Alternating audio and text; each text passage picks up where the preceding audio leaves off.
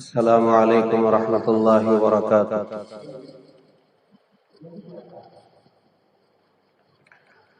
الحمد للہ نحمده ونستعینه ونستغفره ونؤمن به ونتوکل علیہ ونعوذ باللہ من شرور انفسنا ومن سیئات اعمالنا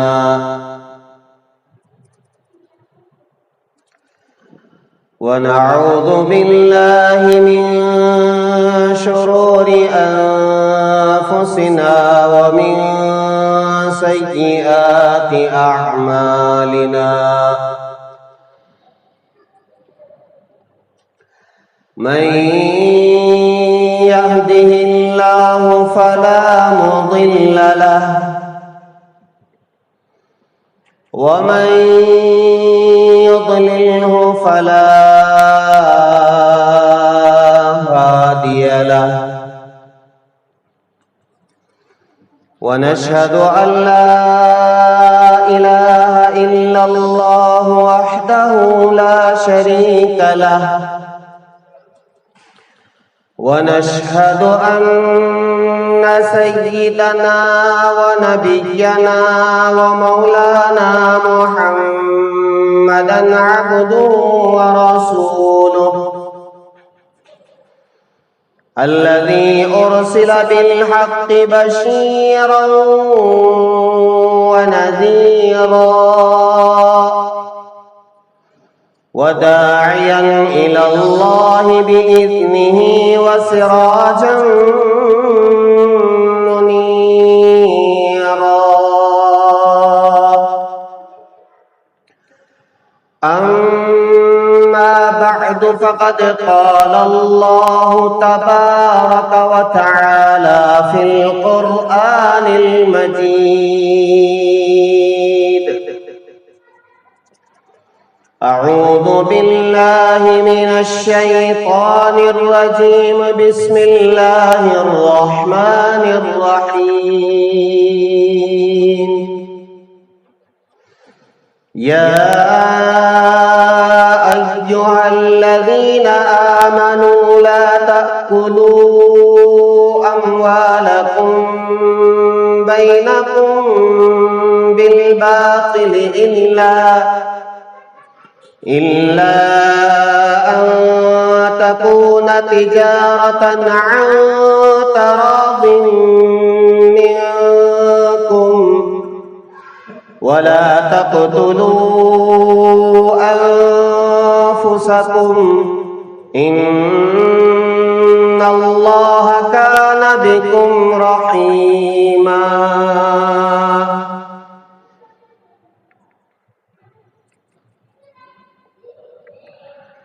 آمنت باللہ صدق اللہ العظیم وصدق رسولہ النبی الکریم ونحن على ذلك لمن الشاہدین والشاکرین والحمد للہ رب العالمین۔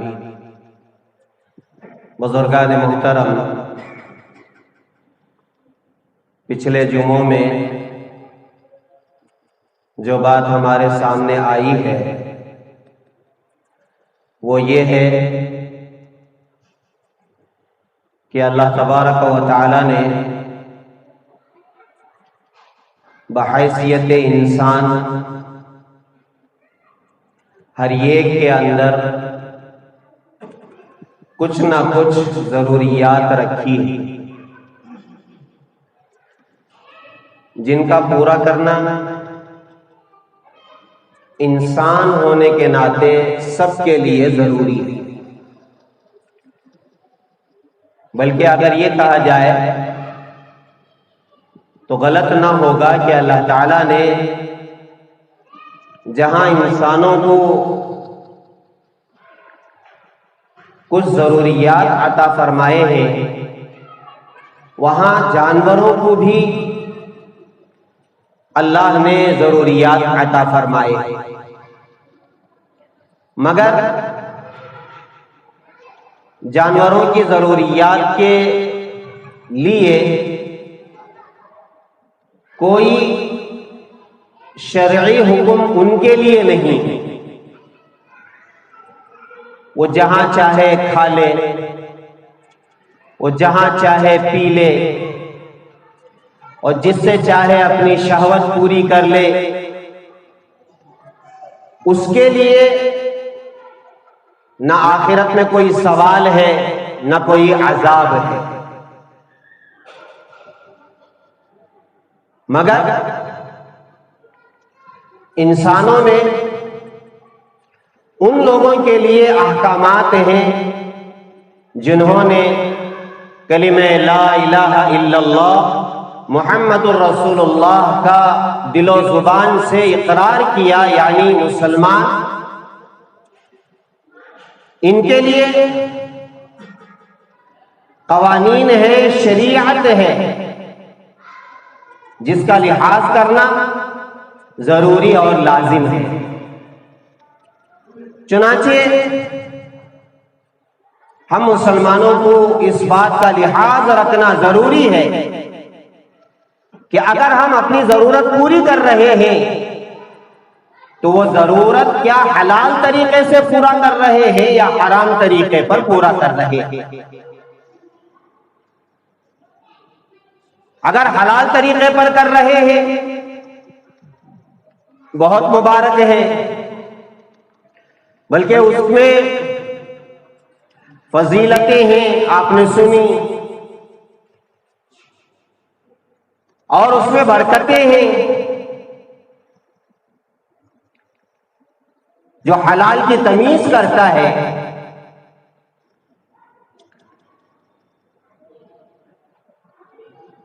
چنانچہ اسی عنوان کے تحت کہ ہمیں حلال چیزیں استعمال کرنا چاہیے اور کسب حلال یعنی حلال طلب کرنے کی فکر کرنا چاہیے. یہ باتیں آپ نے سنی کہ ایک مسلمان پر فرض ہے، واجب ہے کہ وہ حلال کو تلاش کرے اور حلال روزی کھائے اور پیے. اسی میں کپڑا بھی ہے، اسی میں مکان بھی ہے، اور اس کی برکتیں آپ نے سنی اور اس کی فضیلتیں آپ نے سنی. آئیے آج ہم یہ معلوم کریں کہ اگر کوئی ان چیزوں میں احتیاط نہیں کرتا ہے، حلال ہے کہ حرام ہے، بغیر احتیاط کیے حرام استعمال کر لیتا ہے جس سے منع کیا گیا ہے، تو پھر اس کا کیا حکم ہے، اس کی کیا بے برکتی ہے، اس کی کیا نحوست ہے، اور دنیا میں اس کا کیا نقصان ہے اور آخرت میں کیا اس کا نقصان ہے، یہ معلوم کرنا ہمارے لیے ضروری ہے. جیسے ہم نے فضیلتیں معلوم کی حلال کی، ایسے ہی حرام کے نقصانات کو معلوم کرنا تاکہ ان نقصانات کو ہم سامنے رکھ کر اس سے بچ سکیں. سب سے پہلے جو آیت کریمہ میں نے تلاوت کی ہے سورہ نساء کی، جس میں اللہ تبارک و تعالی نے خاص مومنوں سے خطاب کر کے، ایمان والوں سے، مجھ سے خطاب کر کے، آپ سے خطاب کر کے، اور دنیا میں رہنے والے ہر کلمہ کو انسان سے اللہ نے خطاب فرمایا. یا ایھا الذین آمنوا کہ اے ایمان والو، لا تأکلوا اموالکم بینکم بالباطل، باطل طریقے پر آپس میں نہ کھایا کرو. قرآن مجید میں ایک لفظ استعمال فرمایا کہ باطل طریقے پر، غلط طریقے پر کوئی بھی چیز آپس میں نہ کھایا کرو۔ باطل طریقے پر کب ہوگی؟ جب وہ طریقہ حلال نہیں ہوگا۔ حرام طریقے پر جو روزی آئے گی، جو روٹی آئے گی، جو مشروبات پینے کی چیزیں ہمارے پاس آئیں گی، لا تأکلوا، قرآن مجید نے حکم دیا ہے کہ تم اسے نہ کھاؤ۔ ہاں، اسی قسم کی آیت ہے سورہ بقرہ میں، وَلَا تَأْكُلُوا أَمْوَالَكُمْ بَيْنَكُمْ بِالْبَاطِلِ،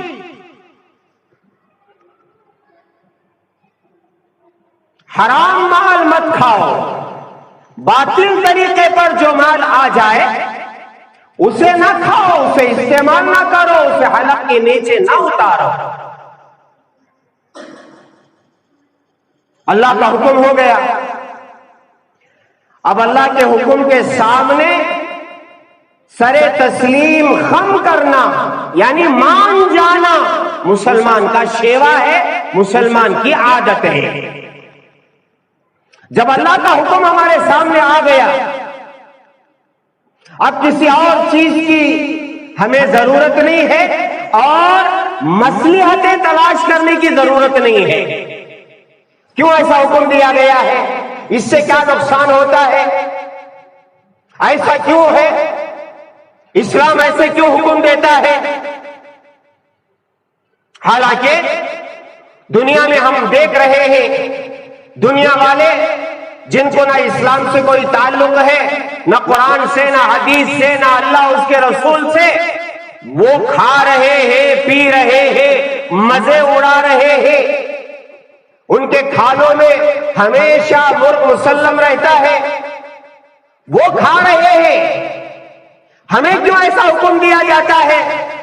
اسلام بڑا تنگ مذہب ہے۔ ہاں،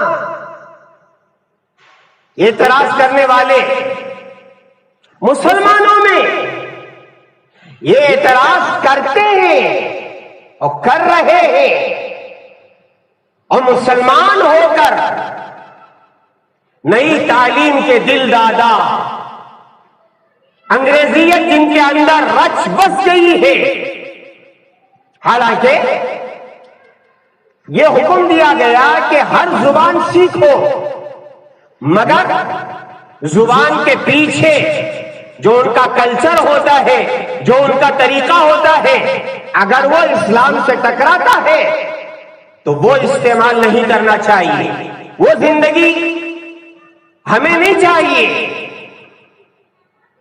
آج ہوتا رہا ہے، انگریزی جہاں ہمارے بچے سیکھ رہے ہیں، بے شک سیکھے، اچھی سے اچھی انگریزی بولے اور اس میں مہارت حاصل کرے، لیکن انگریزیت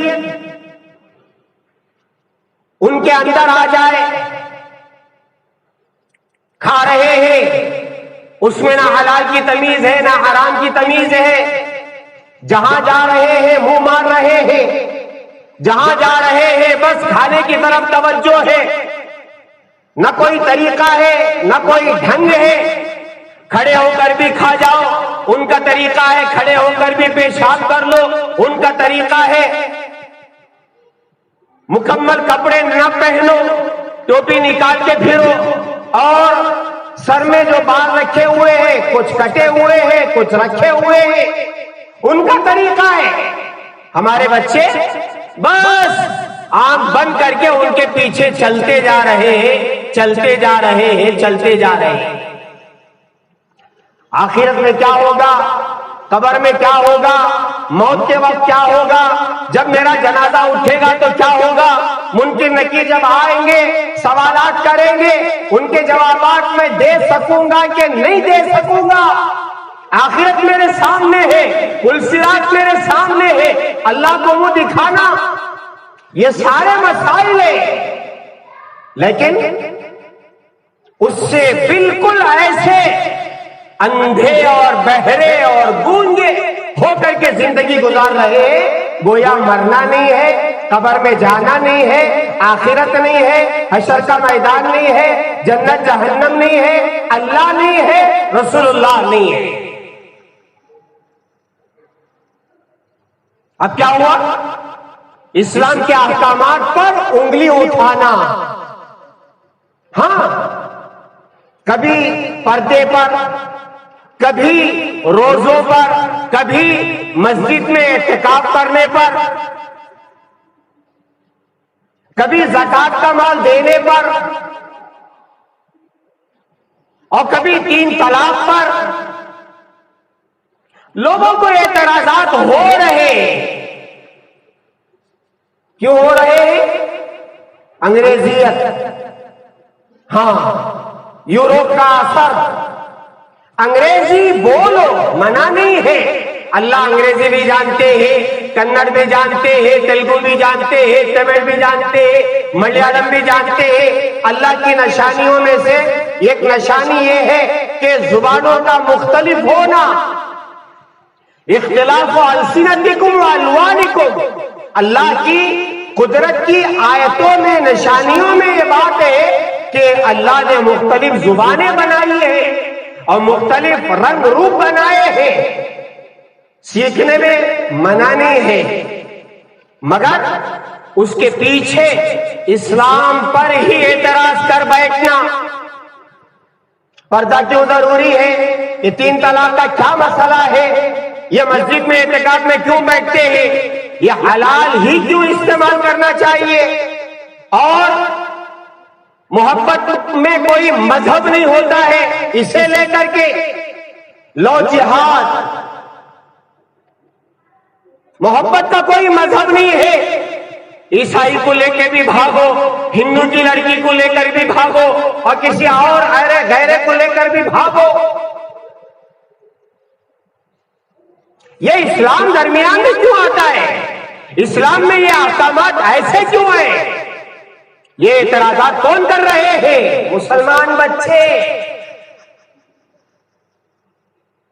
ہاں، ذرا کیا ڈگری حاصل کر لیتے، 2-4 ڈگریاں کیا حاصل کر لیے، اور انگریزی بولنے میں کیا صلاحیت اپنی زبان میں آ گئی، بس انگلی اٹھانا شروع۔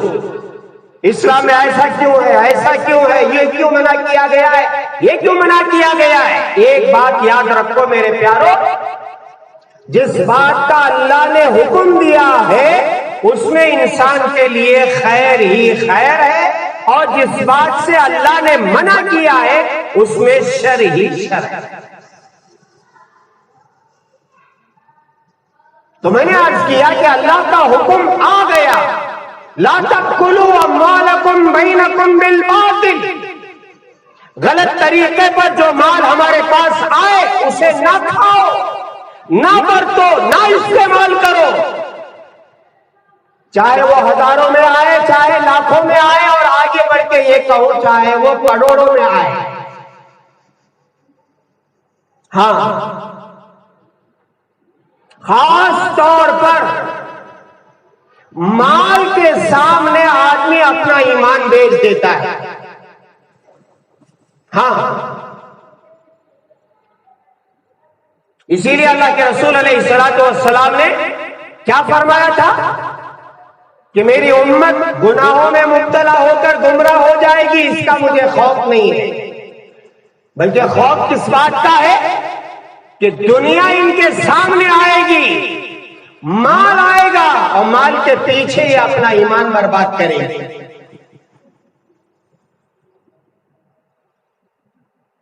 شاید کبھی میں نے ہمارے اس شہر ہی کا واقعہ بیان کیا کہ نہیں کیا، اسکراپ میں 2 نوجوان پولیس کے ہاتھ پکڑ گئے، اور بڑی انہوں نے منت و سماجت کی کہ ہمیں چھوڑ دیجئے، چھوڑ دیجئے، چھوڑ دیجئے۔ تو انہوں نے ایک شرط لگائی کہ اگر تم خنزیر کا گوشت کھاؤ گے تو ہم تم کو چھوڑ دیں گے۔ اب بتاؤ میرے پیاروں،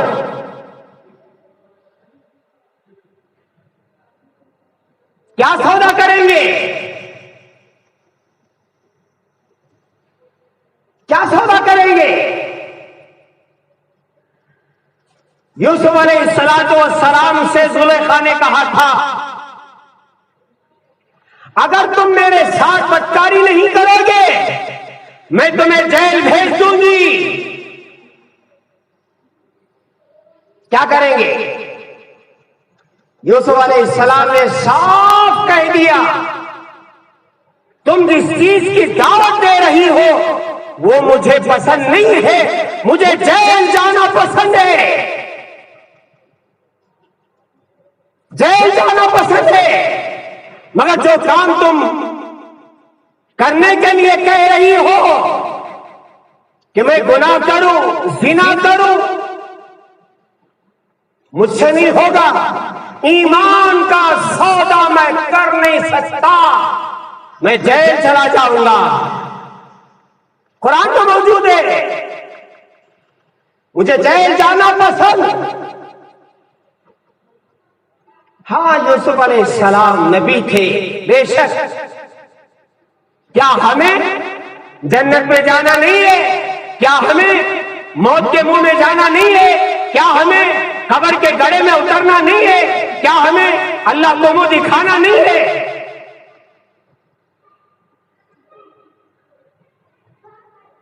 ان دو نوجوانوں نے کہا کہ ہاں ہم خنزیر کا گوشت کھائیں گے، اور انہوں نے کھایا۔ یہ ایمان کا سودا نہیں تو کیا ہے؟ مال کے لیے ایمان بیچ دینا، مال آ رہا ہے، نہ حلال کی تمیز نہ حرام کی تمیز۔ میرے پیاروں بڑا مسئلہ ہے، بڑا مسئلہ ہے۔ میں آپ کو حدیث پڑھ کے سناؤں گا کتنا بڑا نقصان ہے حرام کمائی کا۔ تو قرآن پاک نے صاف اعلان کر دیا لا تأکلوا اموالکم بینکم بالباطل، غلط طریقے پر آیا ہوا مال استعمال نہ کرو، نہ کھاؤ۔ اب آگے سنو، میرا اور آپ کے آقا تاجدار مدینہ احمد مجتبی محمد مصطفیٰ حضرت رسول اللہ صلی اللہ علیہ وسلم نے فرمایا کہ جو آدمی غلط مال، حرام مال استعمال کرتا ہے اس میں برکت نہیں ہوتی، اور جو حرام مال صدقہ کرتا ہے وہ قبول نہیں ہوتا، اور اگر حرام مال جمع کر کے رکھ کے مر کے چلا جاتا ہے تو جو وراثت میں مال چھوڑا ہے وہ مال اس کے لیے جہنم میں جانے کا سبب بنے گا۔ دیکھا آپ نے، جو کھایا اس میں برکت نہیں۔ آپ نے پہلے سنا ہے کہ حلال مال کھانے سے برکت ہوتی ہے، ایسی برکت کہ جس کے بعد آدمی کو نماز پڑھنے کا شوق ہوتا ہے، روزہ رکھنے کا شوق ہوتا ہے، تلاوت کرنے کا شوق ہوتا ہے، مسجد میں بیٹھنے کا شوق ہوتا ہے، قرآن پڑھنے کا شوق ہوتا ہے، ذکر کرنے کا شوق ہوتا ہے۔ میں نے واقعات بھی سنائے ہیں۔ اس کے مقابلے میں جو آدمی حرام کھا لیتا ہے بے برکتی، اور اگر وہ مال صدقہ کر دیتا ہے، کسی غریب کو دے، بیوہ کو دے، یتیم کو دے، مسجد میں دے، مدرسے میں دے، خانقاہ میں دے،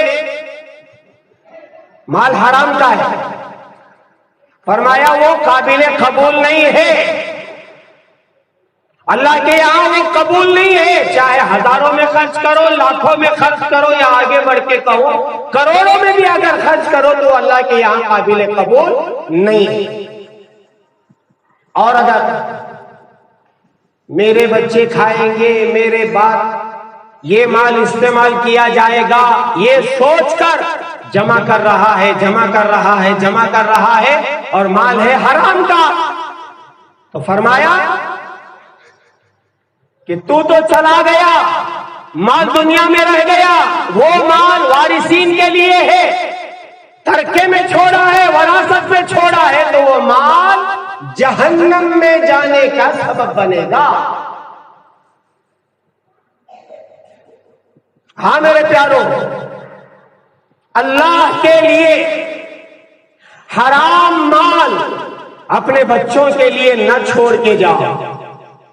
حلال کا ہے ٹھیک ہے، حلال کا نہیں ہے، جمع نہیں ہو رہا ہے، کوئی بینک بیلنس نہیں ہے، آپ نے کھایا، اپنے بچوں کو کھلایا، اپنی بیوی کو کھلایا، رشتہ داروں کو کھلایا، حلال طریقے پر استعمال کیا، موت کے وقت کوئی بینک بیلنس نہیں ہے، اللہ کے حوالے کر کے چلے جاؤ۔ اگر حرام چھوڑ کے جاؤ گے، میں اشارہ کروں، یہ LIC،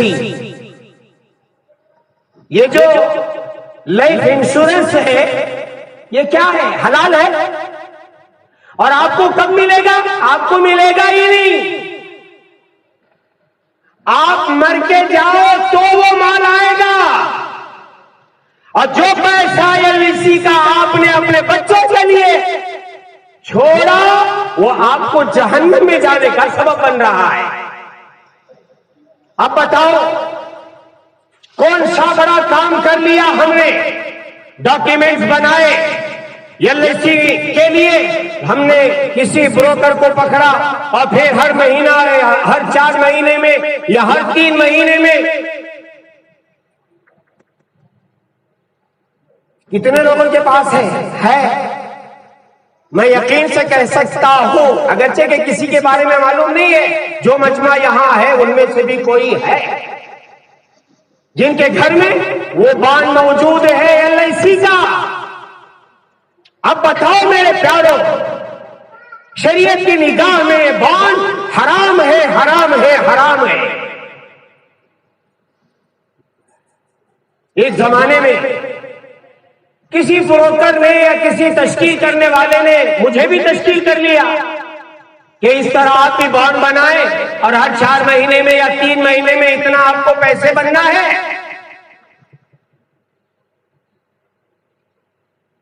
میں نے بنوا لیے، ہاں، پھر 2 یا 3 کنت میں نے بنے تھے، اور میں نے تحقیق کی کہ یہ جائز ہے یا ناجائز ہے۔ صاف طور پر علماء نے بتا دیا، معلوم ہوا یہ حرام ہے۔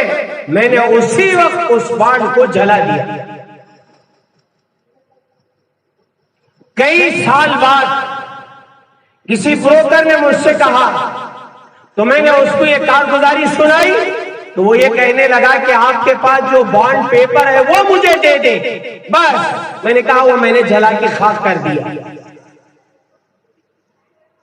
بتاؤ کیا اللہ ضرورتیں پوری نہیں کر رہا؟ جب زندے پن میں ہمارے رہتے ہوئے ہمارے بچے بھوکے نہیں ہیں، ہماری بیوی بھوکی نہیں ہے، کیا میرے مرنے کے بعد اللہ تعالیٰ میرے بچوں کو، میری بیوی کو بھوکا رکھیں گے؟ حدیث میں صاف موجود ہے کہ جو شخص ایسا مال چھوڑ کے جائے جو حرام کا ہے، اور مسائل بھی بہت، کیا مسائل؟ آپ نے لاکھوں کا بانڈ پیپر بنا کے رکھا ہے، آپ کی موت ہو گئی، کیا کریں گے پتہ ہے؟ جب تک آپ کا اگر پیسے بہت زیادہ ہیں، لاکھوں اور کروڑوں کا بانڈ ہے، جب تک آپ کا پوسٹ مارٹم نہیں کریں گے آپ کا جنازہ نہیں اٹھے گا۔ ہاں ہم نے دیکھا ہے، ایک صاحب کا انتقال ہو گیا، اسپتال میں انتقال ہوا، بیماری میں انتقال ہوا، باڈی آ نہیں رہی ہے، پوچھا گیا اتنی تاخیر کیوں؟ کہا کہ انہوں نے بہت سارے بانڈ بنا کے رکھے، اور پتہ نہیں کیسی کیسی پالیسی انہوں نے بنا کے رکھی ہے. اب ان پالیسی والوں تک ان کی باڑی کی تحقیق پہنچنا ہے، اس کے بغیر وہ پیسہ ایشو نہیں کرتے ہیں، اس لیے انہیں پوسٹ مارٹم کیا.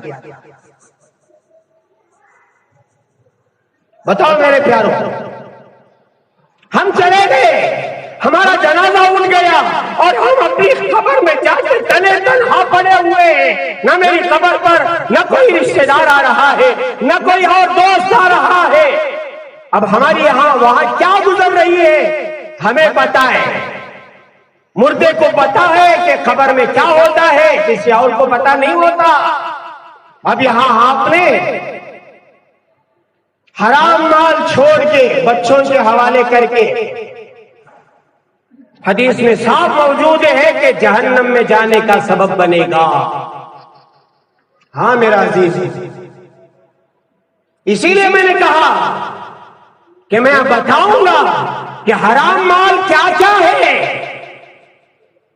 بڑے مسائل ہیں میرے پیاروں اس زمانے میں، خاص طور پر روزی روٹی کے لیے، کپڑا مکان کے لیے اور تجارت کے لیے آدمی حرام مال میں ہاتھ ڈال دیتا ہے اور کہتا ہے میرے پیٹ کا مسئلہ ہے، میرے بیوی بچوں کے پیٹ کا مسئلہ ہے، میرے کپڑے کا مسئلہ ہے، میرے مکان کا مسئلہ ہے، میرے اسکول کے بچوں کی فیس کا مسئلہ ہے، اور میرے گھروں کے بھاڑوں کا مسئلہ ہے، کرنٹ کی بل کا مسئلہ ہے.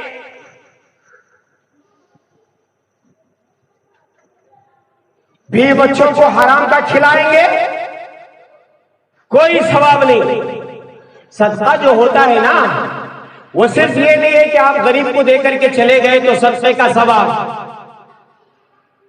اللہ کے راستے میں جہاد پر خرچ کرنے سے زیادہ اگر کسی مال کا ثواب ہے تو وہ بیوی بچوں کو کھلانا. بیوی بچوں کو آپ جو کھلا رہے ہیں وہ جہاد میں اللہ کے راستے میں خرچ کرنے سے زیادہ ثواب ہے. اب آپ نے جو صدقہ کیا، بیوی کو کھلایا، بچوں کو کھلایا، پہنایا، اڑایا، اب وہ حرام کا ہے، فرمایا وہ اللہ کی یہاں قبول نہیں. کما رہے ہو، کھلا رہے ہو، کما رہے ہو، کھلا رہے ہو، مگر حرام کا ہے جس کی بنا پر ثواب بھی نہیں. کھا رہے ہو تو اس میں برکت نہیں، اور چھوڑ کے جا رہے ہو تو جہنم میں جانے کا سبب ہے. اب بولو، کہاں گئے تھے؟ کہیں نہیں. کیا لائے؟ کچھ بھی نہیں، خالی ہاتھ فتح خواہ. ایسے زندگی گزار کے گئے. محنت برباد، گناہ ثابت. یہ ساری چیزیں ہمارے معاشرے میں بولے جاتی ہیں. محنت برباد، گناہ ثابت. آپ نے بڑی محنت سے بانڈ بنایا اور اس میں پیسہ جمع کیا، پیسہ جمع کیا، پیسہ جمع کیا، اور کیا سوچتے میرے مرنے کے بعد میرے بچوں کے کام آ جائے. میں آپ کو بتاتا ہوں انشاءاللہ تو وہ مال کیا ہوتا ہے. جو حرام کا جمع ہوتا ہے نا، وہ مال کیا ہوتا ہے وہ بھی موجود ہے. ہمارے بڑوں نے وہ بتایا ہے، کھول کے بتایا ہے وہ مال کیا ہوگا. تو میں نے عرض کیا، ایک تو اللہ کا حکم ہے نہیں کھانا تو نہیں کھانا.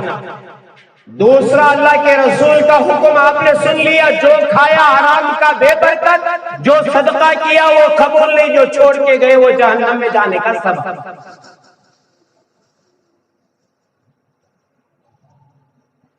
جب اتنا بڑا عذاب، اتنی بڑی مصیبت، تو پھر حرام کا کیوں کھانا، حرام کا کیوں جمع کرنا. اور سنو، آگے فرمایا گیا کہ حرام مال میں برکت نہیں ہوتی. آپ نے سنا نا، اس کی ایک شکل یہ بتائی گئی کہ جو آدمی حرام مال جمع کرتا ہے اس کے پیچھے مصائب، مصیبتیں آ جاتی ہیں. یہ بات پکی ہے، پکی ہے، پکی ہے. اگر کوئی کچھ کہے کوئی حکیم صاحب کچھ کہتے ہیں، کوئی عامل صاحب کچھ کہتے ہیں، ہم اسے مان جاتے، اور کوئی ڈاکٹر کچھ بولتا ہے اس میں نقصان ہے، مان جاتے۔ یہ اللہ اس کے رسول کی باتیں ہیں۔ ہاں، جو حرام کا مال ہوتا ہے، حرام کا پیسہ ہوتا ہے، اس کے پیچھے اللہ تعالیٰ مصیبتیں اور تکلیفیں بھیج دیتے ہیں۔ ہمیشہ یاد رکھو، حلال کا کم ہوتا ہے اور حرام کا ہی زیادہ ہوتا ہے۔ حلال کا جو ہوتا ہے وہ کم ہی ہوتا ہے، اور حرام کا جو ہوتا ہے وہ ہمیشہ زیادہ ہی ہوتا ہے، لیکن وہ دیر پا نہیں ہوتا، دیر تک نہیں رہتا، دیر تک اس سے فائدہ نہیں اٹھایا جاتا، اگرچہ کہ اس کی مقدار بڑھتی جاتی ہے، بڑھتی جاتی ہے، بڑھتی جاتی ہے۔ اور ہمارے سامنے ایسے لوگ موجود ہیں جن کا روپیہ پیسہ ہر گھنٹے اور ہر دن میں بڑھتا رہتا ہے، اور ایسے لوگوں کا دیوالیہ ہو گیا ہم نے دیکھا ہے۔ کتنے چور ہیں جو ہندوستان سے بھاگے ہوئے ہیں، ہزاروں کروڑ قرضہ کر کے دھوکہ دے کر بھاگے ہوئے۔ کیا ان کا پیسہ حلال کا تھا؟ نہیں میرے پیارو، یہ ہمارے سامنے عبرت کے لیے کافی ہے۔ ہاں، مصیبتیں آ جاتی ہیں۔ آپ جانتے ہیں ہندوستان میں ایک بہت بہترین فلائٹ چلتی تھی، اور اس میں بیٹھنے کی سب کو خواہش ہوتی تھی کہ ایک مرتبہ اگر ہم اس میں بیٹھ جائیں گے تو کتنا مزہ آئے گا۔ جہاں انڈیگو ہے، جہاں جٹ ہے، جہاں انڈین ایئر لائنز ہے، جہاں سعودی ایئر لائنز ہے، وہاں ہمارے ہندوستان کی ایک فلائٹ چلتی تھی، معلوم ہے آپ کو، کنگ فشر کے نام سے۔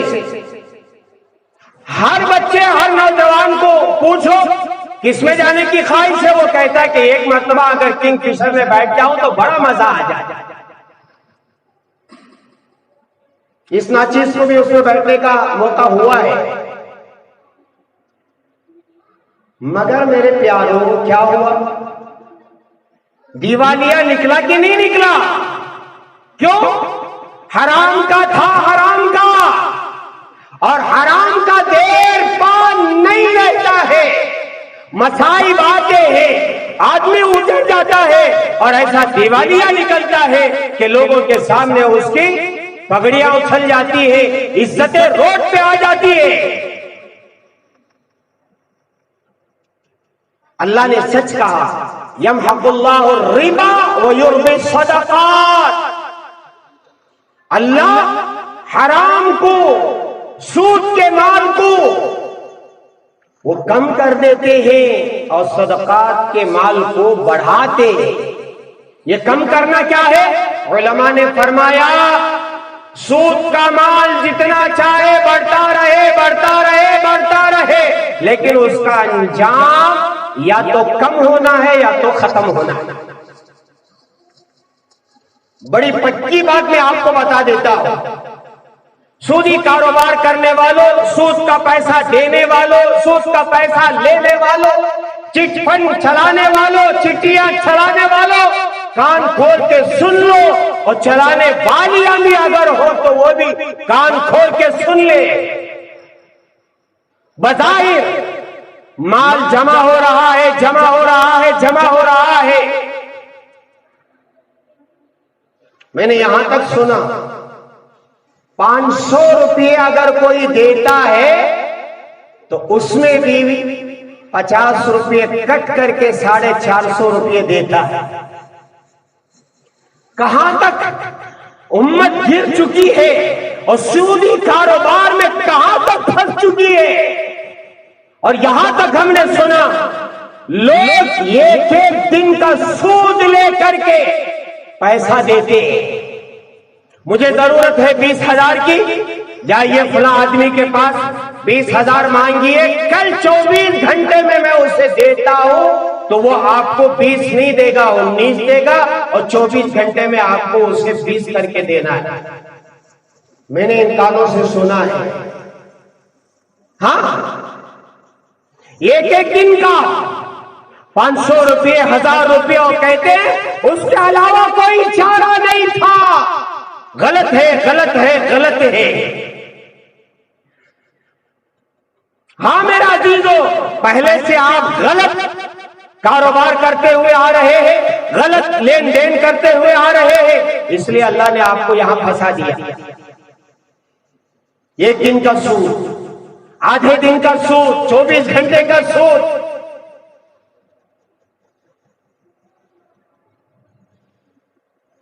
کیا ہوگا پتہ ہے؟ علماء نے فرمایا اس کا جو اینڈ ہے وہ خاتمہ ہے، مال جمع نہیں ہوگا، اور جمع ہوگا تو بھی ایک دن ایسا آئے گا کہ وہ ختم ہو جائے گا۔ کتابوں میں لکھا ہے کہ جو کاروبار کرتے ہیں، تجارت، بزنس، اس میں بھی نقصان ہوتا ہے۔ آپ نے ایک ڈیل کیا، اس میں نقصان ہوا 10,000 کا، 15,000 کا، لیکن آپ نے تجارت کی ہے اور صحیح طریقے پر کی ہے، تو انشاءاللہ اس ڈیل میں آپ کو نقصان ہوا ہے، انشاءاللہ آئندہ ڈیل میں وہ برابر ہو جائے گا۔ کیوں؟ صحیح طریقے پر آپ کاروبار کر رہے ہیں۔ گھاٹا ہوتا ہے کبھی کبھی، لیکن جو حلال طریقے پر تجارت ہوتی ہے، کبھی گرتی ہے کبھی اٹھتی ہے، کبھی گرتی ہے کبھی اٹھتی ہے، کبھی گرتی ہے کبھی اٹھتی ہے۔ کبھی ایسا نہیں ہوتا کہ وہ آدمی پاپر ہو جائے، لوگوں کے سامنے بھیک مانگنے لگے، ایسا نہیں ہوتا ہے جو صحیح تجارت کرتا ہے۔ اونچ نیچ تو ہوتی ہے، کبھی کچھ کبھی زیادہ، کبھی کچھ کبھی زیادہ، لیکن سنو، پھر سنو، پھر سنو کہ جو سود کا مال جمع ہوتا ہے بس جمع ہوتا چلا جاتا ہے۔ فرمایا یہ جتنا بھی جمع ہو جائے، جتنا بھی جمع ہو جائے، ایک وقت آئے گا۔ بزرگوں نے ایک بات لکھی ہے، کان کھول کے سن لو میرے پیارو۔ حضرت معمر رحمت اللہ علیہ نے کتابوں میں لکھا ہے کہ میں نے اپنے بڑوں سے سنا ہے کہ سود کے مال اور حرام مال پر 40 سال گزرنے نہیں پاتے کہ اس پر آفت آ جائے۔ ہاں، 40 سال گزرنے نہیں پاتے، اس پر آفت آتی ہے، وہ مال یا تو کم ہو جاتا ہے یا تو ختم ہو جاتا ہے۔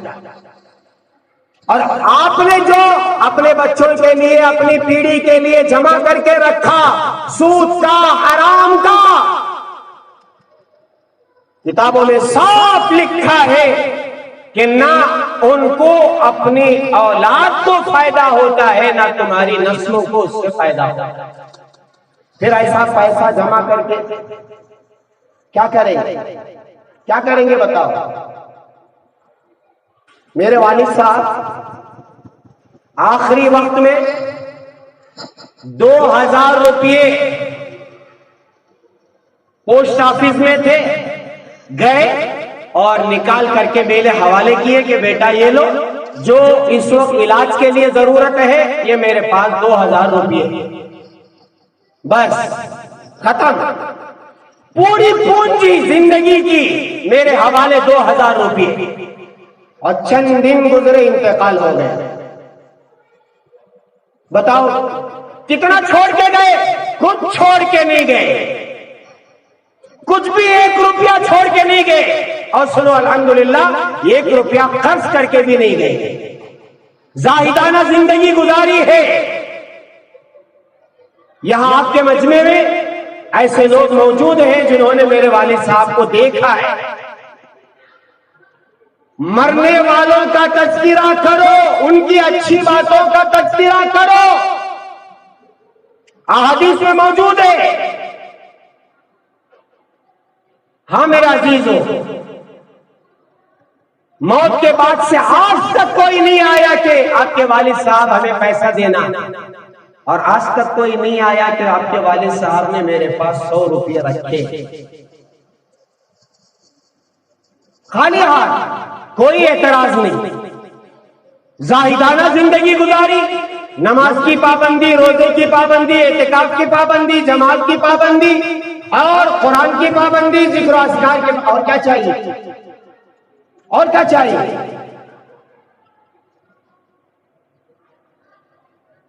اب کیا ان کے بچے روٹ کے ہو گئے؟ میں آپ کے سامنے بیٹھ کر کے ممبر رسول پر اللہ اور اس کے رسول کی بات کر رہا ہوں، یہ عزت نہیں تو اور کیا ہے؟ آج کے دن میرے اور ایک بھائی اور ایک مسجد میں بیٹھ کے خطبہ دے رہے ہیں اور لوگ ان کی بات سن رہے ہیں، عزت نہیں تو اور کیا ہے؟ میرے پیارو یاد رکھو، حلال کا ہے تو جمع کرو، حرام کا ہے تو ہرگز جمع نہ کرو، ہرگز۔ میں ہاتھ جوڑ کے کہتا ہوں اپنے بچوں کے لیے حرام کا جمع کر کے نہ جاؤ، نہ جاؤ، نہ جاؤ۔ حلال کا ہے، تھوڑا ہے تو رکھ کے جاؤ، ورنہ ضرورت نہیں، ورنہ پریشانی ہوگی، قبر میں جہنم میں جانے کا سبب بن جائے گا۔ تو میں نے ایک بات بے برکتی میں عرض کی ہے کہ مسائب اور مصیبتیں آ جائیں گی، حرام مال جمع کریں گے، اور سود کا مال ہے تو میں نے کہا کتابوں کے حوالے سے 40 سال گزرنے نہیں پاتے کہ وہ مال میری زبان میں اگر کوئی بھسم ہو جائے گا، ختم ہو جائے گا۔ جمع کر کے فائدہ کیا؟ فائدہ کیا ہوا جمع کر کے؟ حرام مال کھائے تو برکت نہیں، صدقہ کرے تو قبول نہیں، رکھ کے جائے تو جہنم میں جانے کا سبب، اور اگر ہے تو مصیبتوں پر مصیبتیں۔ انشاءاللہ عنوان اور باقی ہے، اور کیا کیا ہوگا حرام مال کے آنے پر۔ ایک تو میں نے عرض کر دیا کہ چٹ فنڈ اور LIC کا بانڈ بنانا یہ سراسر حرام ہے، کہیں سے بھی آپ فتویٰ منگا لیں، بریلوی حضرات ہو، دیوبندی حضرات ہو، اہل حدیث ہو، کوئی بھی ہو، کہیں سے بھی فتویٰ منگا لے، آپ کو سود کے بارے میں کوئی بھی حلال کا فتویٰ نہیں دے گا، نہیں دے گا، نہیں۔ اس لیے میرا عزیزو، محنت ایک حدیث میں آپ کو سنا کر ختم کر دیتا ہوں کہ جو آدمی حلال اور حرام میں تمیز کی فکر نہیں کرتا ہے، اللہ تعالیٰ آخرت میں بھی اس بات کی فکر نہیں کرتے ہیں کہ وہ جہنم میں جس دروازے سے چاہے داخل ہو۔ اللہ کو کوئی فکر نہیں، دنیا میں حلال و حرام کی تمیز نہیں کرتا تھا، اب جائے تو جہنم کے جس دروازے سے چاہے داخل ہو جائے، اللہ کو کوئی پرواہ نہیں ہوتی۔ اب بتاؤ میرے پیارے، اگر ایسی زندگی ہم نے گزاری کیا کہیں گے؟ پھر آنا ہمارا بیکار، دنیا میں رہنا بیکار، پھر ہمارے جنازے کیسے اٹھیں گے؟ اگر حرام میں زندگی گزاری ہے، اللہ حفاظت فرمائے، اللہ حفاظت فرمائے۔ اس لیے میرا عزیزو، قدم قدم پر پھونک پھونک کر ہر دانے کو، ہر کھانے کے دانے کو، ہر لقمے کو سوچ سمجھ کر منہ کے اندر لے جاؤ، حلق کے نیچے اتارو۔